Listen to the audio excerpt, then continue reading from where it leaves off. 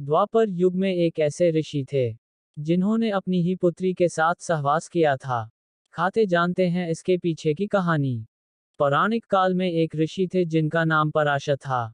उनको जब ये मालूम हुआ कि उनके पिताजी की मृत्यु राक्षसों द्वारा की गई है, तो वह उसका बदला लेना चाहते थे।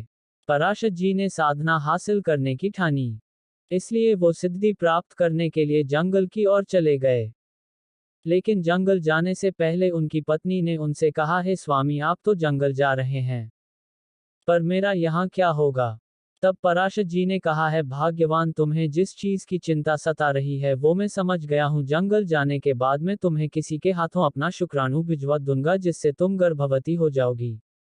इतना कहकर ऋषि सिद्धि प्राप्त करने के लिए जंगल में चले गए। कुछ वर्षों के पश्चात जब ऋषि को याद आया कि उन्होंने अपनी पत्नी को शुक्राणु भिजवाने का बोला था, तब उन्होंने तुरंत ही अपने शुक्राणु एक पीपल के पत्ते पर रखकर एक कौवे के जरिए भिजवा दिया। जैसे ही कौवा थोड़ी दूर आगे बढ़ा, एक बाज की नजर उस पर पड़ी और बाज ने कौवे पर हमला कर दिया। इसकी वजह से वह पीपल का पत्ता नदी में जाकर गिर गया। पानी में गिरते ही एक मछली ने ऋषि पराशर के शुक्राणु को निगल लिया, जिससे वह मछली गर्भवती हो गई। फिर कुछ दिन बाद वो मछली एक मछुआरे के जाल में फंस गई।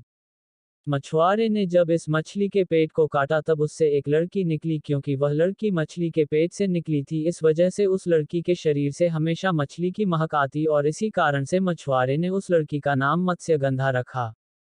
कुछ वर्षों बाद जब ऋषि पराशर घर लौट रहे थे, तब उन्हें यमुना नदी पार करने के लिए एक मछुआरे की जरूरत हुई। और वो उसी मछुआरे के पास पहुंचे जो उनकी पुत्री का लालन पालन कर रहा था। उस वक्त मछुआरा भोजन कर रहा था, इसलिए उस मछुआरे ने अपनी बेटी मत्स्यगंधा को ऋषि पराशर को यमुना नदी पार कराने को कहा। पिता की आज्ञा पाकर मत्स्यगंधा ऋषि को नाव में बैठाकर नदी पार कराने लगी। इधर ऋषि पराशर उस मत्स्यगंधा की सुंदरता और यौवन पर मोहित हो गए और उससे संबंध बनाना चाहते थे। बीच यमुना नदी में ऋषि पराशर ने उस कन्या से कहा कि मैं तुमसे प्रेम संबंध बनाना चाहता हूँ। लेकिन उस कन्या ने ऋषि को ये कहकर मना कर दिया कि शादी से पहले किसी के साथ संबंध बनाना अपराध है।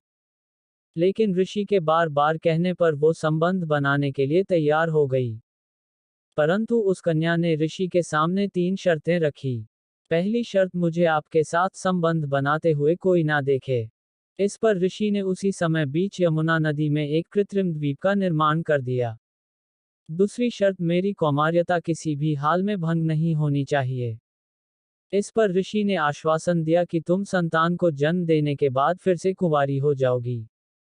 तीसरी शर्त, मेरे शरीर की ये मछली जैसी दुर्गंध दूर हो जाए और एक ऐसी खुशबू में परिवर्तित हो जाए जो मीलों दूर से भी पहचानी जा सके।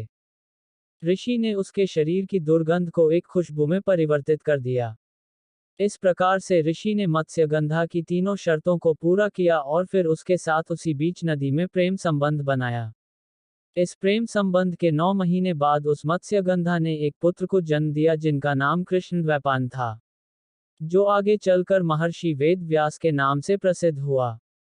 वही मत्स्यगंधा आगे चलकर हस्तिनापुर नरेश शांतनु की पत्नी बनी और सत्यवती के नाम से जाने जानी लगी।